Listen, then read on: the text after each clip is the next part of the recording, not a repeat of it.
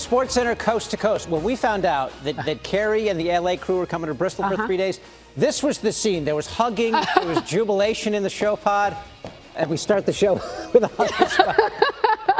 He hates when I do that. I listen, sure do. But it's okay. It's a celebration. I'm here in LA. I mean, no, I'm actually in Bristol. I wish I was in LA. I appreciate you so much for having me, but there's a lot to get to. I guess we got some breaking news, right? Let's go. Gotta do it. Coast to Coast starts right now. We going coast to coast. We going coast to coast. Sizing up the Jalen Ramsey trade, how much does it really help the Rams? While we're in LA, how long will the window stay open for LeBron and the Lakers? And with rain on the way, how a Game 4 postponement may play in the Yankees' favor. Sports Center, coast to coast. This where you come when you want the most. Yeah. Every city, every state and time. Get ready, we about to break it down. The United States men's national team, you're in a crisis. You know it. We have breaking news into SportsCenter. Joe Maddon is gainfully employed once again. Maddon parted ways with the Cubs in late September. Today, hired by the Angels, a club he spent 31 years with as a player and coach. His deal expected to be for 3 years and between $12 and $15 million. Maddon making his return to a team after handling interim duties as a manager for the club both in 1996 and 1999. After leaving that Angels organization, he found great success both with the Rays and the Cubs. In fact, he's the 6th manager to win Manager of the Year in both the American and National Leagues. We'll have much more on this with Tim Kirkjian coming up. All right, David, we got a new guy in LA as well. His name is Jalen Ramsey. He joins a list of growing athletes that have demanded a trade. And guess what? They later received their wish. Tuesday, the Jags sent Ramsey to the Rams for first-round draft picks in 2020 and 2021 and a fourth-rounder in 2021. The tension with the team and Ramsey started before the season began. You may remember he wanted a new deal. Well, the rest is now history. Here's our Adam Schefter with more on Ramsey and other trade moves. NFL teams must have missed the memo that the NFL trade deadline is Tuesday, October 29th, not Tuesday, October 15th, because there were 3 trades involving the Los Angeles Rams on Tuesday. One sending Marcus Peters to Baltimore, one sending Austin Corbett, the offensive lineman, to Los Angeles, and the big one of all, Jalen Ramsey, who was always determined to force his way out of Jacksonville. His back was acting up. A prediction, his back will not be on the injury report this week, and he'll be ready to play against the Atlanta Falcons in his Rams debut on Sunday. Jalen Ramsey intended to never play for Jacksonville again, and once the Rams put Talib on IR and traded Marcus Peters to Baltimore, it paved the way for them to make the deal with 2 first-round draft picks and a 4th-round pick going to Jacksonville in return for one of the top cornerbacks in the game. The Rams get another star, and he's expected to be healthy enough to play on Sunday. Who would have guessed that?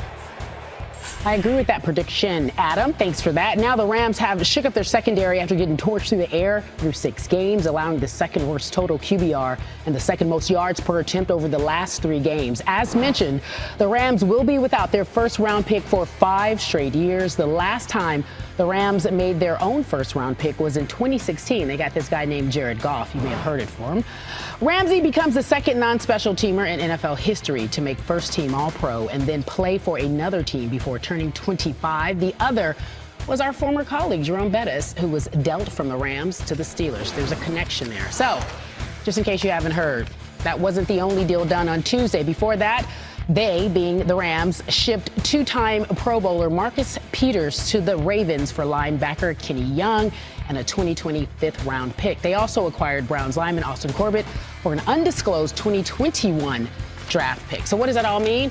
We got a guy here by the name of Marcus Spears. He is our analyst. He's going to break it down. So Spears will break all of this down. I need to know if you think right away Jalen Ramsey is somebody that immediately changes their roster and makes a huge impact. No doubt. No doubt. A top cornerback in this prime. First of all, understand the context. This does not happen in the NFL where you get a guy in this prime with the talent level that Jalen Ramsey has on a trade to a team that has a young budding star as well. Well, we can't even call Aaron Donald Button anymore. He's a legit superstar.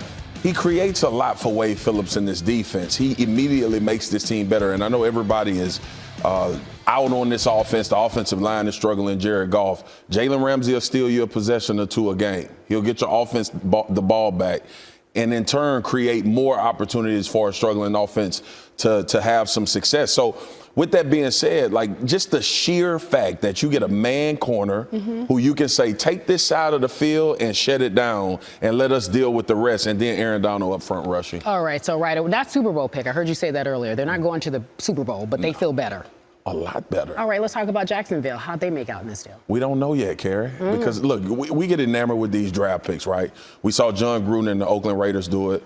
We see Miami doing it. You don't know if you're going to hit.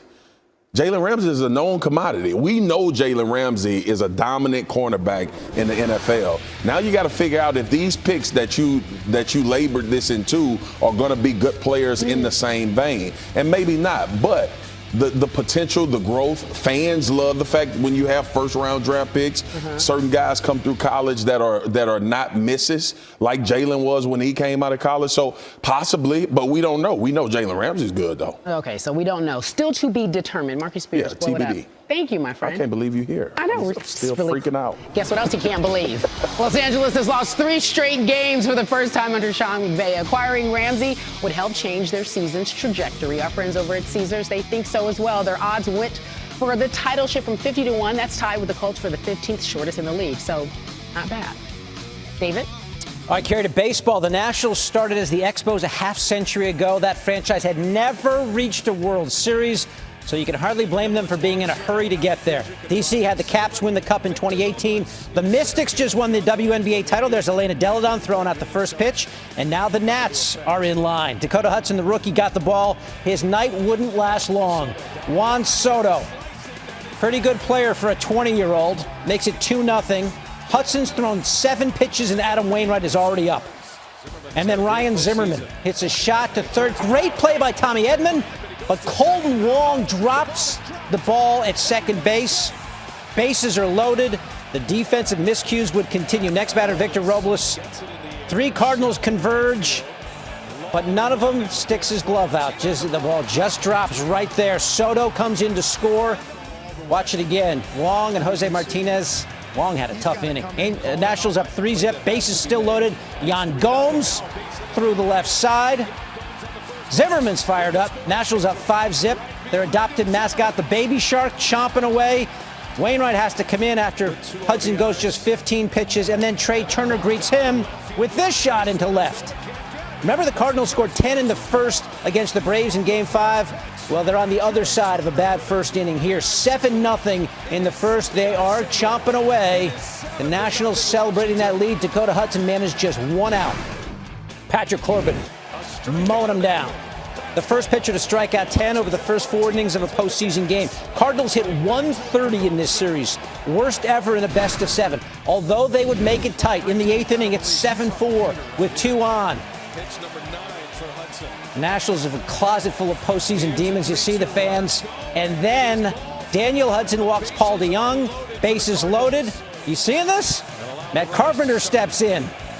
Hits one right to Brian Dozier, who bobbles it, but recovers. And exhale. The Nationals survive the inning.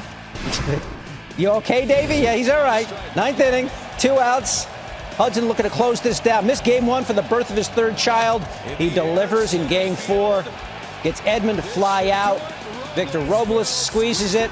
Nationals win 7-4. The only franchise in business in 1969 that had never reached a World Series. You can check that one off the list. Davey Martinez kissing the trophy. Max Scherzer overcome with emotion. Splash the champagne. The Nats are going to the World Series. It's indescribable, man. This is everything you play for. But I just know we got more work in front of us, but we're going to enjoy this one tonight. I don't know, man. What hasn't gone on? I really don't know. It's been an absolutely wild year. This team never gave up. We never gave up on ourselves. We always believed. A lot of people counted us out in May. And, oh, my gosh. This is crazy. One of my favorite parts of the baseball postseason, seeing the joy on adults' faces winning a baseball game. We got our MLB insider, Tim Kirchin, with us. Maybe in years past, the Nationals crumble in that 8th inning. You just sort of had the sense they closed the door. Now they're going to the World Series. Put it in perspective for us, Tim. Well, they haven't played a World Series game in Washington, D.C. since 1933. They haven't won the World Series since 1924.